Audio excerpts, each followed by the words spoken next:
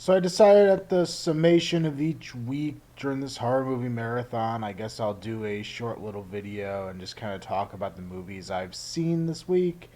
And starting off, so far as I'm recording this, I'm 3 days into the marathon, and I've yet to watch anything new, so my thoughts on these movies are pretty cut and dry, opinions I've already had.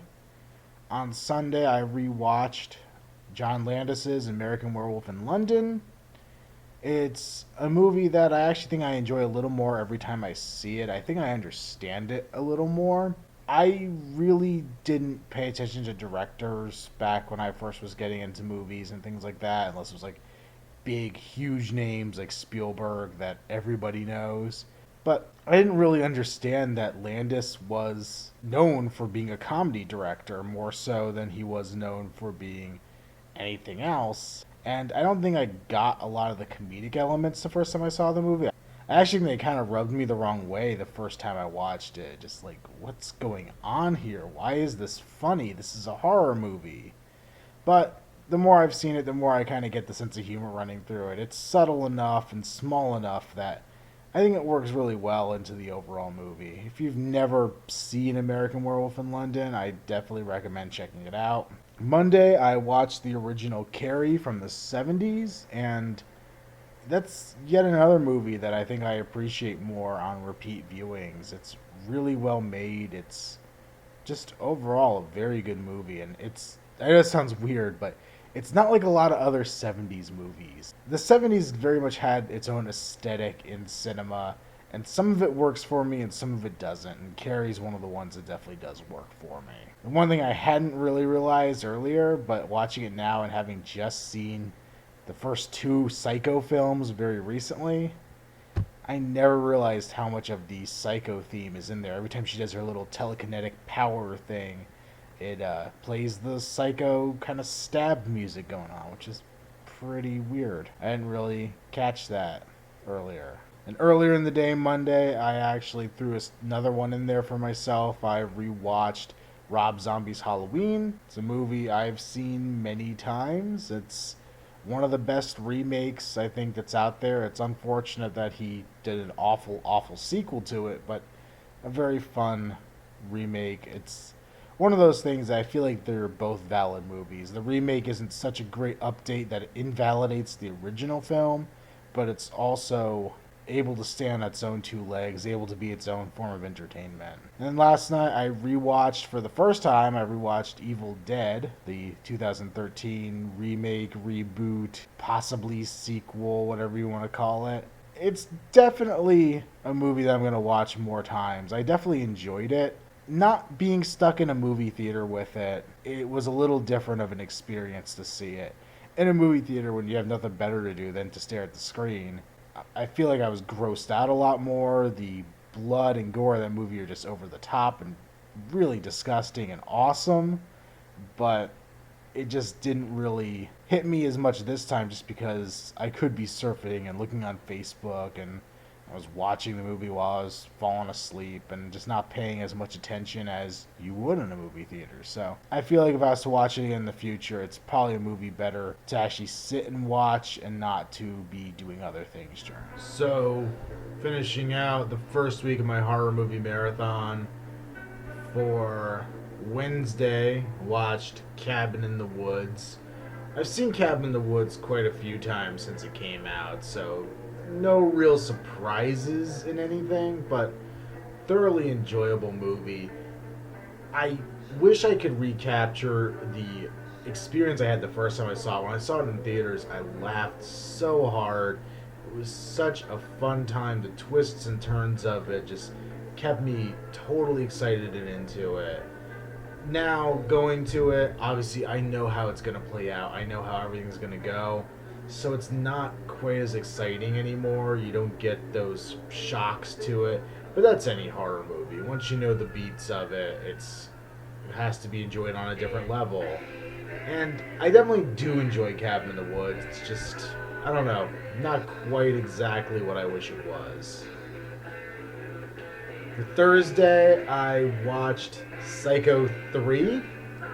And I gotta say, not too shabby. I was not a fan of Psycho 2. I love the original, obviously, it's classic horror. But Psycho 2, it's one of those movies, I don't know if you ever watched one where the it should be a good movie, you should be enjoying what you're watching, but you're just not. It's just not having that level of enjoyment for you. That's what I got with Psycho 2. Psycho 3, it was very, very rote. It was a very rote slasher film. There wasn't a whole lot to it. It's dude kills people. That's pretty much it. There were some despicable characters to hate and want to see killed. That's how a horror movie goes, slasher movie goes. So, you know what? It gave me what I wanted out of a cheap slasher movie. Would I watch it again? Probably not, but it wasn't horrible. For Friday, I watched VHS 2, and that definitely lived up to the original. I'm gonna watch it again probably before the month's over. I actually had to go travel for a funeral, and I watched it while I was on the road, so my girlfriend didn't get to see it. So I'm probably gonna make her watch it before the month is up because I had a lot of fun with it. I like the original. If you didn't like the original, you're not gonna like this one. It's the same idea. The Both movies have kind of a overall theme because it's an anthology of little clips. So it has this overall thing that kind of sets up the videos and puts it all together. That was really creepy in this one. I got a really good eerie vibe off of it that I really enjoyed. And the first of the four actual mini movies, mini segments, was really intense as well. I thought it was pretty creepy, and maybe part of that was, sitting in a strange hotel by myself. Maybe it put me on edge a little more than it would in my own home, but I really enjoyed it. And then the second, in the second actual clip section thing, it went the opposite way. It got a little brighter. The quality of the effects got a little crummier. It just didn't keep it up. I did like the third segment a lot, and the fourth segment was kind of meh, but overall I enjoyed it. The second segment, I'm not going to ruin anything. Everything I just kind of want to keep, for you to discover yourself if you haven't already. But the premise of the second segment starts off with a guy with two GoPro cameras on a mountain bike ride, and I'm kind of bummed to see that because that's actually something I wanted to do. I kind of wanted to make my own slasher movie, maybe something more on the veins of between like a Friday the 13th Part 2 and a Last House on the Left kind of thing, with mountain bikers and GoPro cameras. I thought that could be kind of fun.